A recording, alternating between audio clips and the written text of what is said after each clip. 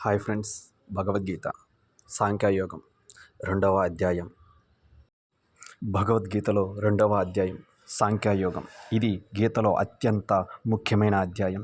ఇక్కడే అసలు బోధనలు మొదలవుతాయి. నేపథ్యం: మొదటి అధ్యాయంలో అర్జున విషాదంలో పడతాడు. ఇప్పుడు కృష్ణ అతనికి జ్ఞానం బోధించడం ప్రారంభిస్తాడు. ప్రధాన బోధనలు: ఆత్మ శాశ్వతం. మన శరీరం నశిస్తుంది, కానీ ఆత్మ ఎప్పటికీ నశించదు. ఆత్మను ఎవ్వరూ చంపలేరు, అది ఎప్పుడూ ఉంటుంది. ధర్మం: క్షత్రియుడిగా అర్జునుడి కర్తవ్యం యుద్ధం చేయడం. ధర్మం కోసం పోరాడటం తప్పు కాదు. మూడవది సమత్వం.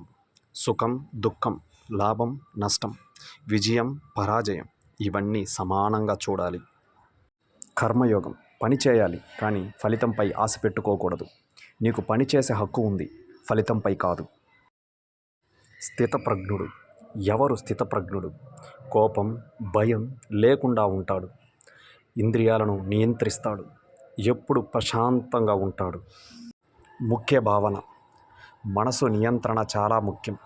ఇంద్రియాలు, మనసు, ఆలోచనలు, కోరికలు, కోపం నాశనం. కాబట్టి మనసు నియంత్రించాలి. ఈ అధ్యాయంలో ప్రసిద్ధ శ్లోకం: కర్మణ్యేవాధికారస్తే మా ఫలేషు కదాచన.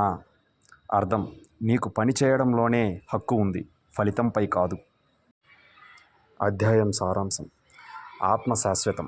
ధర్మం చేయాలి, ఫలితంపై ఆశ పెట్టుకోకూడదు. సమత్వంతో జీవించాలి.